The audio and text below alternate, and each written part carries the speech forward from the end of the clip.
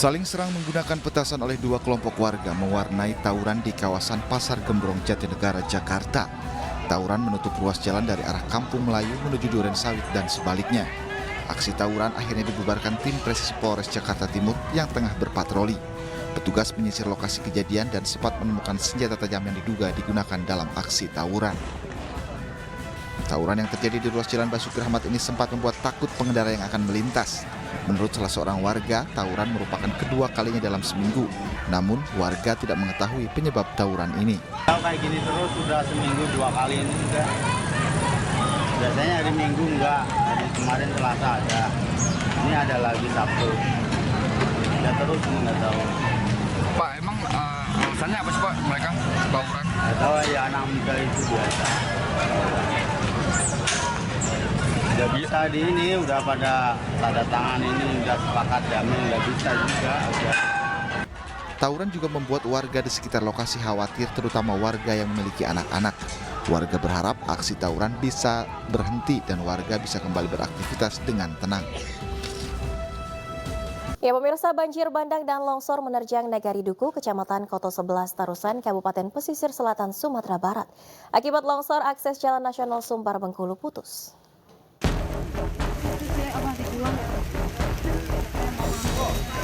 Puluhan kendaraan roda 4 terjebak di tengah material longsor di Jalan Raya Pesisir Selatan menuju Bengkulu. Mobil-mobil ini tertimbun material longsor di Nagari Duku, Barung Balantai, Tarusan, Kabupaten Pesisir Selatan, Sumatera Barat. Material longsor dari atas bukit dengan ketinggian 10 meter menimbun badan jalan, sehingga akses jalan lintas Sumatera Barat Bengkulu putus total. Hingga saat ini jalan lintas Padang Bengkulu tidak bisa dilewati kendaraan dan membuat kemacetan sepanjang 5 km. Sulitnya alat berat memasuki lokasi menjadi kendala proses evakuasi material longsor. Situasi terakhir di wilayah Duku, Kecamatan Koto 11 Tarusan, untuk arus lalu lintas belum bisa dilalui karena masih banyak longsor, titik longsor, dan di sebelah sana masih banyak mobil yang terjebak kemacetan. Jadi kita sudah bersama dari Dinas Perhubungan Kabupaten sudah mencek lokasi. Untuk sementara saat ini curah hujan juga masih turun dan resiko masih akan turun lagi longsor susulan. Jadi saat ini kita masih membutuhkan untuk alat berat untuk membuang material tanah yang ada di tumpukan di jalan ini.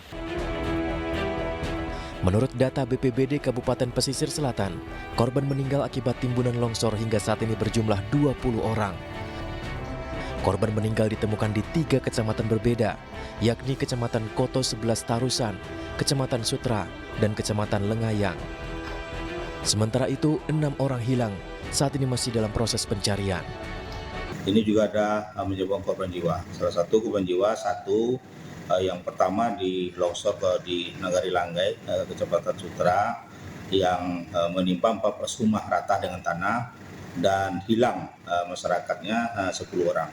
Itu sudah ditemukan, yang terakhir informasi dan 6 orang ditemukan. Berarti kalau 6 orang sisa 4. Kemudian samping itu di Kecamatan Lengayang sudah juga ditemukan 1 balita meninggal. Dan terakhir informasi dari Tarusan sudah ditemukan 7 orang jenazah. Banjir bandang juga terjadi di Nagari Langgai, Surantiah, Kabupaten Pesisir Selatan, yang mengakibatkan hilangnya 10 orang warga dan merusak puluhan hektar lahan pertanian. Banjir merendam 11 kecamatan di Kabupaten Pesisir Selatan, Sumatera Barat, akibat tingginya intensitas hujan yang mengguyur daerah tersebut sejak Kamis petang. Dari Kabupaten Pesisir Selatan, Sumatera Barat, Budi Sunandar, iNews melaporkan. Ya sementara itu pemirsa, 13 desa di 5 kecamatan di Kabupaten Aceh Singkil mengalami banjir besar. Akibat banjir tersebut lebih dari 3.000 jiwa terdampak.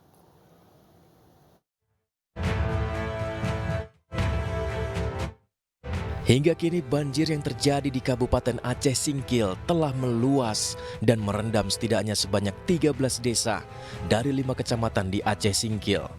Dari 5 kecamatan itu, Badan Penanggulangan Bencana Daerah sudah mendata sebanyak 3.114 jiwa dari 756 kepala keluarga terdampak.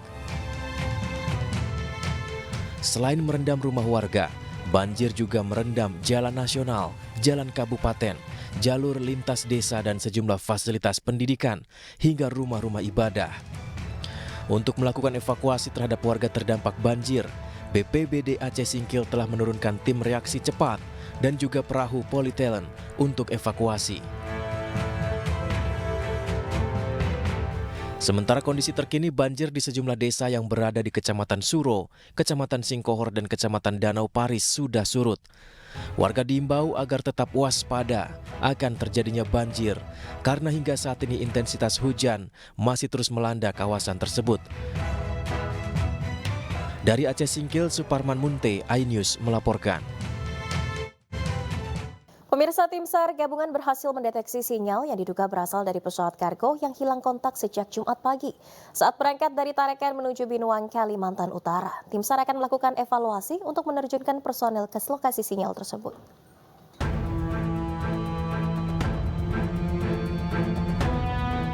Proses pencarian pesawat kargo milik maskapai penerbangan Smart Air yang dilaporkan hilang dilanjutkan hari ini. Pencarian berlangsung sejak Sabtu pagi dengan melibatkan Helibel dan pesawat Boeing 737 jenis pengintai sinyal milik TNI Angkatan Udara. Tim SAR gabungan melakukan penyisiran di sekitar Binuang, mendeteksi sinyal yang diduga berasal dari pesawat kargo yang hilang kontak. Guna memastikan sinyal tersebut, pesawat Boeing 737 pun melakukan pencarian di lokasi yang berjarak sekitar 9 km dari Bandara Binuang. Dan hasil searching tadi dideteksi suara LT pada koordinat 3 derajat 44 menit 9.10 detik north, 115 derajat 55 menit 45 detik poin 36 is, atau kurang lebih dari Bandara Binuang kurang lebih 9 nautical mile atau 9 km ya. Sementara itu pesawat Boeing 737 yang membawa 20 orang terdiri dari 14 kru dan 6 tim SAR gabungan telah kembali ke Tarakan. Selanjutnya tim SAR akan melakukan evaluasi dan menerjunkan personel ke titik sinyal yang terdeteksi. Dari Tarakan, Kalimantan Utara, Usman Codang, iNews melaporkan. Ya pemirsa, benarkah sinyal yang ditemukan tim gabungan merupakan sinyal dari pesawat kargo yang hilang kontak? Serta bagaimana kemajuan proses pencarian hari ini? Kami sudah terhubung dengan Kepala Basarnas Tarakan, Bapak Syahril. Selamat malam Pak Syahril. Selamat malam, Mbak. Ya Pak Syahril, ini bisa dikonfirmasi kembali apakah sinyal yang ditemukan benar dari pesawat kargo Smart Air ini? Baik, kami laporkan untuk signal ELT tersebut benar dari pesawat PK Smart Aviation, PKXNE yang lost contact dari Tarakan menuju Binuang. Benar demikian. Baik, kabarnya warga sempat melaporkan Pak Syahril ada suara dentuman di sekitar Krayan Selatan.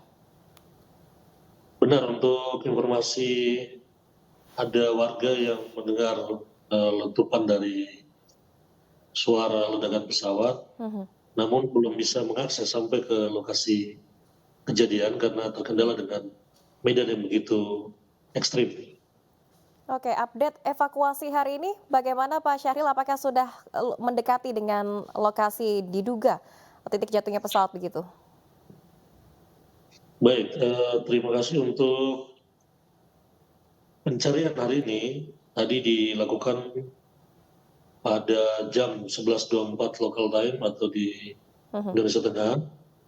Diterbangkan satu pesawat Boeing Alpha India 7302 untuk melaksanakan pencarian di lokasi kejadian selama 2 jam. Kemudian dibantu juga dari Helibel 412 Hotel Alpha 5224 yang take off dari Malinau pukul 12.12 local time menuju ke lokasi pencarian selama 2 jam lebih. Pak Syahril, tadi Anda menyebut ada kendala karena medan yang sangat ekstrim. Seperti apa ekstrimnya medan ini dalam proses evakuasi sejauh ini Pak Syahril? Dari hasil visual yang diamati dari pesawat udara tadi, untuk hutan yang masih padat dan belum diakses oleh masyarakat setempat di sekitar situ dan tidak ada pemukiman. yang berada di lokasi LKP tersebut. Baik, lalu Pak Syahril, apakah proses evakuasi hari ini masih berlanjut ataukah akan dilanjutkan esok hari lagi? Baik, untuk pencarian hari ini sudah kami akhiri dan direncanakan untuk besok pagi kami lanjutkan untuk proses evakuasi. Baik, terima kasih banyak Pak Syahril, Kepala Basarnas Tarakan. Kami sama-sama harapkan dan doakan tentunya proses evakuasi esok hari berjalan lancar dan tanpa kendala. Terima kasih, selamat malam. Ya pemirsa, maskapai Batik Air menuai kecaman usai insiden pilot dan kopilotnya tertidur saat menerbangkan pesawat. Kementerian Perhubungan memberikan teguran keras kepada maskapai ini.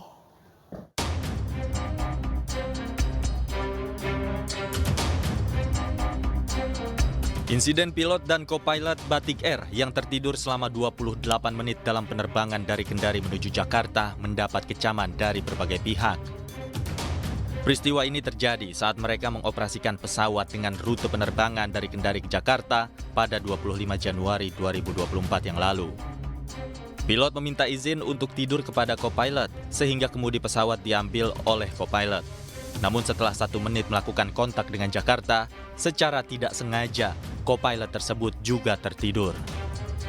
Beruntung, pesawat yang mereka kemudikan bisa mendarat dengan selamat di Jakarta. Meski demikian, kejadian ini terlanjur mendapat kecaman. Komite Nasional Keselamatan Transportasi tengah melakukan investigasi terhadap pilot dan co-pilot tersebut karena dianggap lalai dan membahayakan penumpang. Sementara itu, Kementerian Perhubungan juga memberikan teguran keras kepada maskapai Batik Air. Maskapai dinilai perlu memperhatikan waktu dan kualitas istirahat pilot dan awak pesawat agar tidak mempengaruhi kewaspadaan penerbangan. Jika hal tersebut tidak segera dievaluasi, maka maskapai bisa membahayakan keselamatan penumpang. KNKT menyebut insiden ini sebagai kejadian serius yang berdampak pada kesalahan navigasi. Publik menunggu sanksi dan evaluasi yang jelas dari pihak terkait agar kejadian serupa tidak terulang, terutama di masa mudik Lebaran tahun 2024. Dari Jakarta, Tim Liputan iNews melaporkan. Ya pemirsa, terkait kejadian ini pengamat penerbangan Alvin Lee meminta seluruh maskapai untuk meninjau ulang jadwal penerbangan. Sementara pilot yang tertidur saat terbang, Alvin Lee meminta pilot tersebut dirumahkan. Meninjau semua maskapai, tidak hanya Batik Air ya. Apakah sistem yang ada sekarang ini layak dipertahankan atau perlu diperbaiki? Misalnya, kalau memang harus kerja malam selama seminggu penuh ini kerja malam terus saja. Jadi metabolisme tubuhnya lebih stabil. Kemudian pada pekan berikutnya kerjanya siang terus. Nah yang kedua, pilot juga sebetulnya pilot itu berhak menyatakan kepada perusahaan bahwa dirinya sedang merasa kurang sehat dan tidak layak terbang. Kembali di iNews Prime, pemirsa, libur panjang perayaan Nyepi, kendaraan wisatawan yang akan masuk ke kota Bandung melalui gerbang tol Paster, Sabtu malam padat merayap dan terjadi kemacetan panjang. Kepadatan arus lalu lintas juga terjadi di pusat kota Bandung.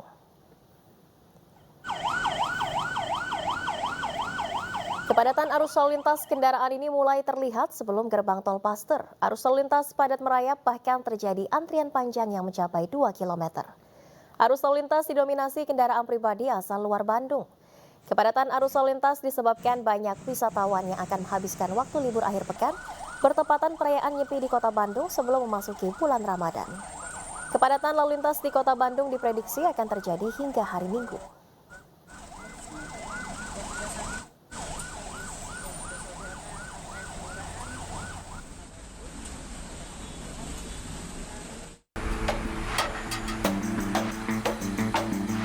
Kemacetan panjang terjadi di ruas jalan tol Cipularang, tepatnya di kilometer 85 wilayah Ciganea, Jatiluhur, Purwakarta jalur A atau jalur dari arah Jakarta menuju Bandung.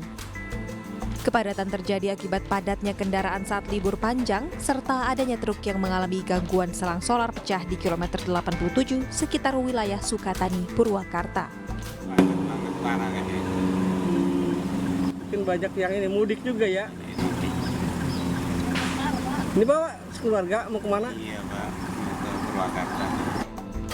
Hal serupa juga terjadi di Bandara Soekarno-Hatta, Tangerang, Banten. Ribuan penumpang terlihat antri di counter check-in Terminal 3 Bandara. Antrian panjang sudah terjadi sejak pagi hari untuk rute penerbangan domestik. Berdasarkan data pengelola Bandara Soekarno-Hatta, peningkatan jumlah penumpang pesawat sudah terjadi sejak 3 hari terakhir. Jumlah penumpang pada hari ini diperkirakan mencapai 150.393 penumpang dengan jumlah pergerakan pesawat mencapai 915 penerbangan atau naik 12% jika dibandingkan hari biasa. Destinasi tujuan favorit untuk rute domestik yaitu Bali, Yogyakarta, dan Medan. Sementara untuk rute internasional yaitu Singapura dan juga Kuala Lumpur. Tim Liputan iNews melaporkan. Ya pemirsa, Bandara Soekarno-Hatta Tangerang, Banten dilaporkan ramai saat libur panjang jelang Ramadan ini. Seperti apa suasana terkini di Bandara Sutai? Kami sudah terhubung dengan jurnalis iNews Nurman Hasnegara. Selamat malam, Nurman. Silakan dengan laporan Anda. Ya, malam Valeri dan juga pemirsa. Saat ini memang saya berada di Terminal 3 Bandara Internasional Soekarno-Hatta, di mana hingga malam hari ini memang terlihat jumlah kepadatan penumpang terus mengalami lonjakan seperti itu. Yang kita tahu memang terlihat kalau sejak pagi tadi memang pergerakan penumpang yang berpergian mereka ini dengan tujuan domestik, namun pada malam hari para penumpang ini tujuan pada rute internasional. Ya kita tahu memang libur panjang jelang hari raya Nyepi dan juga memasuki bulan Ramadan ini dimanfaatkan oleh para penumpang transportasi udara seperti itu, di mana memang para penumpang ada yang memang ingin berlibur ke sejumlah destinasi wisata seperti Bali, di mana para penumpang juga yang bertujuan menuju Bali ingin menikmati suasana Nyepi seperti itu. Kemudian juga ada juga para penumpang yang memang memilih untuk mudik lebih awal seperti itu, Valeri. Baik, terima kasih Nurman Hasnegara melaporkan langsung dari Bandara Soekarno-Hatta Tangerang, Banten. Selamat bertugas kembali. Ya pemirsa, penyanyi dangdut TE dilaporkan ke polisi atas dugaan kasus perzinahan. TE dipolisikan atas dugaan perselingkuhan dan mengalami pemberian ASI eksklusif.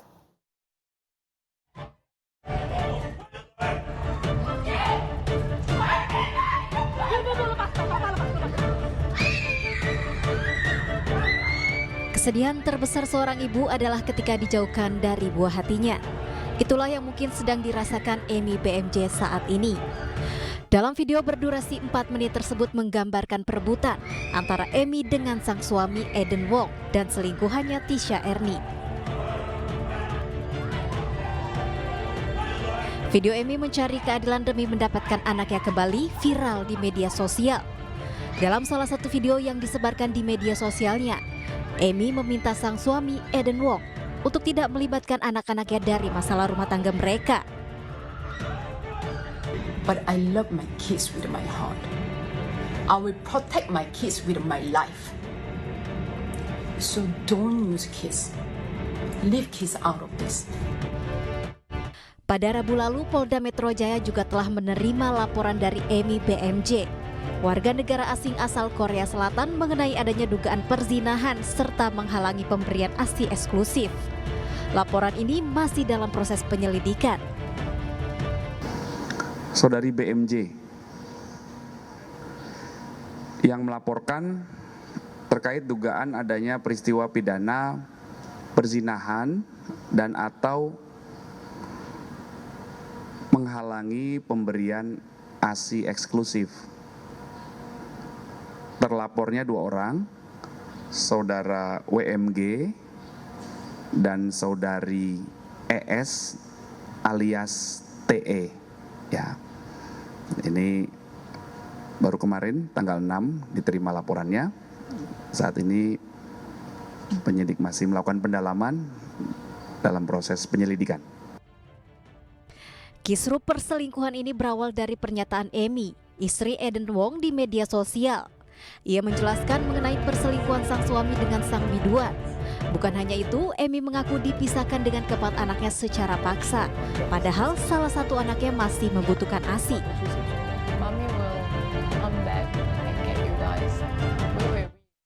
Ya, sementara itu dari keterangan saksi, tersangka sempat membawa anak-anaknya ke bandara karena mendengar bisikan goib.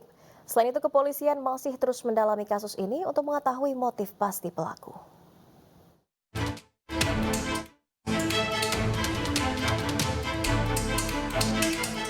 SNF, tersangka pembunuhan anak kandungnya kini menjadi tersangka.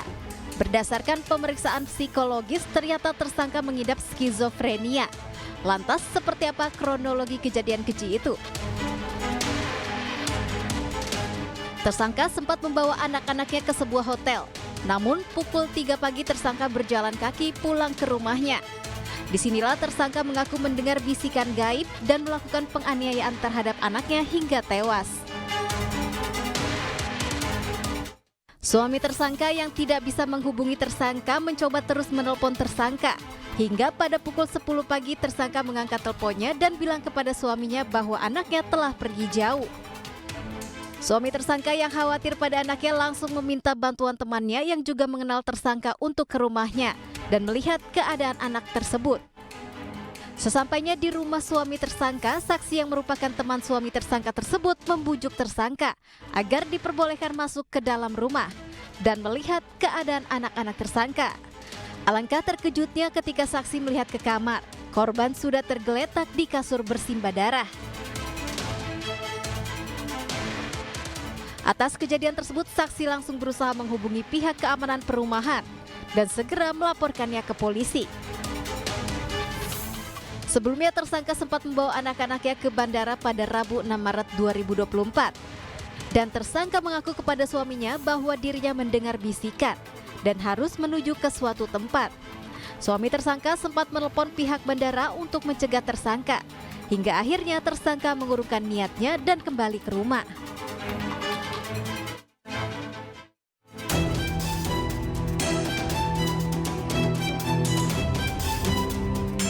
Dari kasus pembunuhan AAS, anak berusia 5 tahun yang dibunuh ibu kandungnya yang diduga mengidap skizofrenia atau gangguan kejiwaan masih terus didalami kepolisian. Lingkungan sekitar bisa menjadi faktor utama penyebab gangguan kejiwaan tersangka pada kasus pembunuhan tersebut. Menurut psikolog anak dan keluarga Felicitas Kaban, menyayangkan seorang ibu yang membunuh anak kandungnya sendiri.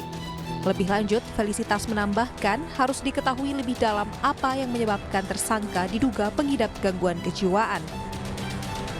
Boleh dikatakan seperti itu, Mbak Mega, karena lingkungan merupakan faktor terdekat yang bisa membantu seorang ibu dalam beradaptasi di pola baru ya, dalam profesi baru. Hanya kita tidak bisa serta-merta mengatakan karena memiliki hubungan jarak jauh di pernikahan menjadi salah satu faktor gitu ya. Kita juga bisa lihat banyak kok yang hubungannya jarak jauh tapi baik-baik saja gitu. Nah, mungkin ini bisa dijadikan satu faktor atau lingkungan rumahnya seperti apa, atau keluarga besarnya seperti apa, atau lingkungan pertemanannya seperti apa. Jangan sampai dia sebenarnya keluarganya baik-baik tapi karena lingkungan pertemanannya yang mempressure, masa sendiri, masa punya anak dua, tidak ada suami. Nah, itu kan juga bisa salah satu faktor, Mbak Mega. Banyak sekali hal-hal yang harus kita dalami secara teliti, hal apa sih yang paling menjadikan trigger. Sementara itu, menurut Felicitas, polisi serta pihak terkait juga harus tetap fokus terhadap adik korban yang masih berumur 1 tahun 7 bulan. Menurutnya, pendampingan yang saat ini telah dilakukan terhadap adik korban harus terus dilakukan secara berkelanjutan.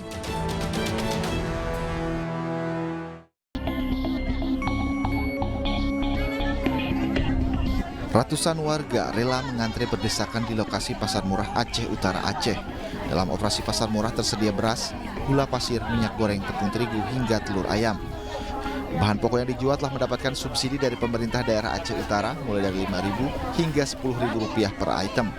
Namun di antara sejumlah bahan pokok yang tersedia itu, warga yang didominasi oleh ibu-ibu lebih banyak membeli beras dan telur ayam. Karena saat ini harga bahan pokok tersebut sedang melonjak di pasaran. Salah seorang warga, Nur Hayati, mengaku terbantu dengan pasar murah. Nur Hayati berharap pasar murah ini sering digelar pemerintah untuk membantu masyarakat penghasilan rendah. Kan dapat 10.000 kami sekilo. Ya alhamdulillah banyak, cuman jangan dikit-dikit. Kalau dikit sering, jangan setahun sekali. Kalau bisa sebulan sekali, kalau nggak bisa seminggu sekali. Itu maksudnya. Jangan cuma secuil gini, maunya semua. Pasar murah digelar di 5 kecamatan sejak Selasa lalu. Dalam pasar murah ini disediakan kebutuhan masyarakat seperti beras, minyak goreng, gula pasir, tepung terigu, serta telur. Pemerintah setempat berharap pasar murah bisa membantu masyarakat terlebih menjelang bulan Ramadan. Ya pemirsa, jelang bulan suci Ramadan 1445 Hijriah, masyarakat lakukan tradisi ziarah kubur. Seperti di tempat pemakaman umum Karet Bifak Jakarta dan TPU Tirtajaya Depok Jawa Barat yang ramai dikunjungi masyarakat.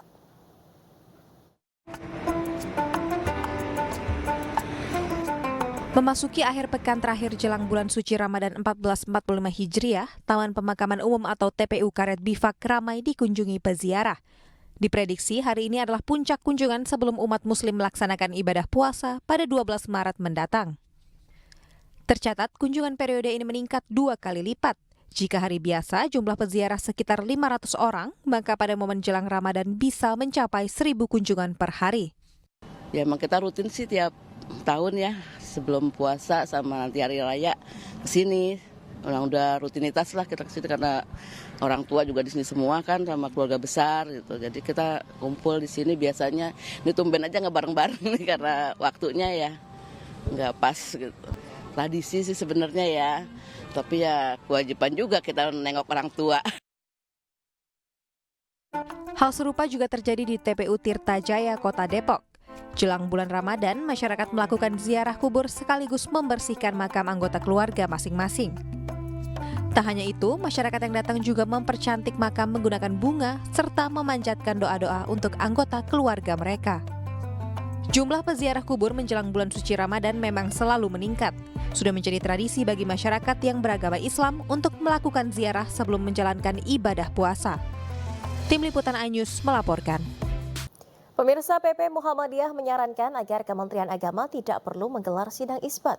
Pasalnya sidang isbat hanya berpotensi menghabiskan anggaran. Sementara itu PBNU justru meminta sidang isbat tetap digelar karena akan berdampak positif untuk menyatukan seluruh ormas Islam di Indonesia.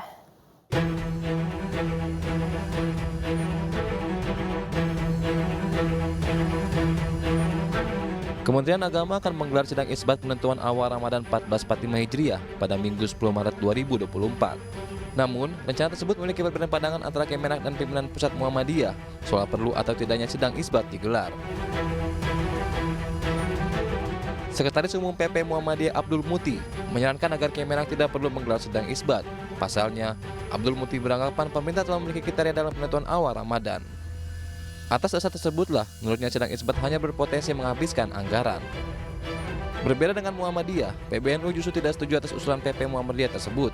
Menurut Ketua Pengurus Besar Nahdlatul Ulama Ahmad Farrozi, sidang isbat akan berdampak positif untuk menyatukan seluruh umat Islam di Indonesia. Terlepas dari polemik yang ada, sidang isbat akan tetap berjalan dengan melibatkan tim hisab dan rukyat Kemenak, serta dihadiri para duta besar negara sahabat dan perwakilan ormas Islam. Sidang juga akan melibatkan perwakilan Badan Riset dan Inovasi Nasional atau BRIN, BMKG, serta undangan lainnya. Tim Liputan iNews melaporkan. Keinformasi lainnya pemirsa, saksi dari Partai Solidaritas Indonesia atau PSI Kalimantan Selatan protes setelah surat suara partai dan caleg PSI di Kabupaten Banjar menggelembung dengan selisih 15.000 suara. Ketua KPU Provinsi Kalsel Andi Tenrisompa mengklaim kesalahan tersebut karena alasan sistem. 971. Proses rekapitulasi perhitungan hasil suara pemilu 2024 tingkat provinsi Kalimantan Selatan sempat diwarnai interupsi. Saksi dari Partai Solidaritas Indonesia atau PSI Kalsel terkejut setelah melihat dan mendengar hasil yang dibacakan KPU Kabupaten Banjar saat rekapitulasi tingkat provinsi. Bukan karena suara PSI berkurang, melainkan suara PSI yang tiba-tiba menggelembung. Menurut hasil suara sah, partai dan caleg PSI di Kabupaten Banjar untuk DPR RI hanya berjumlah 2.681. Namun yang tertulis di layar dan dibacakan KPU Banjar, suara sah PSI untuk DPR RI berjumlah 17.000 lebih. Iya, selamat malam semuanya. Dari berapa ya? Naiknya 100%, 1000%. 1000% naiknya? Iya. Bahkan PSI terkejut ya? Iya, saksi pun terkejut. Kami terkejut, apalagi Pian. Itu data jam berapa yang Pian lihat tadi? Tadi sore, siang, pokoknya siang. Dan malam sudah berubah gitu ya? Itu melihat di Sirikap hasil di layar. Sementara itu, Ketua KPU Provinsi Kalsel Andi Tenrisompa mengklaim kesalahan tersebut karena alasan sistem. Kendalanya di sistem aja, Pak. Oh, di Sistem aja. Jadi karena kebetulan yang membacakan itu tidak bisa terlalu kecil-kecil hurufnya, jadi beliau membuka di sistem dan ternyata di sistem itu ada yang error. Kemudian itu terjadi kesalahan baca. Atas kesalahan itu, perbaikan akhirnya dilakukan. Pihak PSI Kals sendiri tak ingin kekeliruan data yang disuguhkan KPU Banjar tersebut menyebabkan PSI tuding menggelapkan suara pemilu untuk DPR RI. Dari Banjarmasin, Kalimantan Selatan, Suhardian, iNews melaporkan.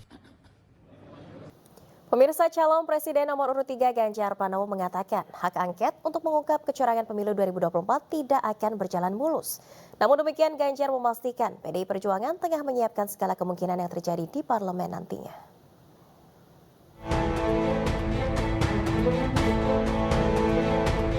Calon Presiden nomor urut 3 Ganjar Pranowo meyakini hak angket untuk mengungkap kecurangan pemilu 2024 tidak akan berjalan mulus. Hal tersebut disampaikan Ganjar Pranowo dalam acara Demos Festival yang hadir secara virtual. Menurut Ganjar, hak angket tidak akan berjalan mulus lantaran dia melihat dalam sidang paripurna setelah masa reses beberapa waktu lalu telah terjadi beberapa kali interupsi. Namun demikian, Ganjar mengatakan pihaknya tengah mengumpulkan berbagai bukti mengungkap kecurangan pemilu 2024. Nanti tidak akan berjalan mulus-mulus saja karena pasti akan ada cerita yang setuju dan tidak setuju dan kemudian dibikin cerita-cerita yang makin meriah agar angket itu berjalan atau tidak berjalan. Sebuah political interplay yang akan terjadi dan kami sedang menyiapkan itu semua. Sebelumnya, calon wakil presiden Mahfud MD menyebut naskah akademik hak angket telah disiap digulirkan ke DPR. Mahfud mengaku telah membaca naskah akademik hak angket tersebut yang berisi lebih dari 75 halaman. Saya membaca bahwa rancangan angket itu serius dan sudah jadi. Saya sudah pegang. Naskah akademiknya tebal sekali, di atas 75 halaman lah ya yang sudah saya baca itu. Jadi itu angket itu jalan. Tinggal kan itu perlu koordinasi teknis ya. Siapa yang tanda tangan di depan gitu. Itu sudah ada nama-namanya, tapi yang mau tanda tangan itu kan harus baca dulu juga ya. Sebelumnya, desakan untuk membongkar dugaan kecurangan pemilu 2024 melalui hak angket disuarakan rakyat di sejumlah daerah. Mereka menolak hasil pemilu karena banyak ditemukan kecurangan. Hak angket pertama kali digulirkan oleh Capres Ganjar Pranowo kepada partai pendukungnya. Saat ini, kubu Capres Cawapres nomor urut 1 Anies Mohaimin dan kubu Ganjar Pranowo, Mahfud MD tengah berkolaborasi untuk gulirkan hak angket. Namun masih menunggu PDI Perjuangan yang memiliki suara mayoritas di DPR.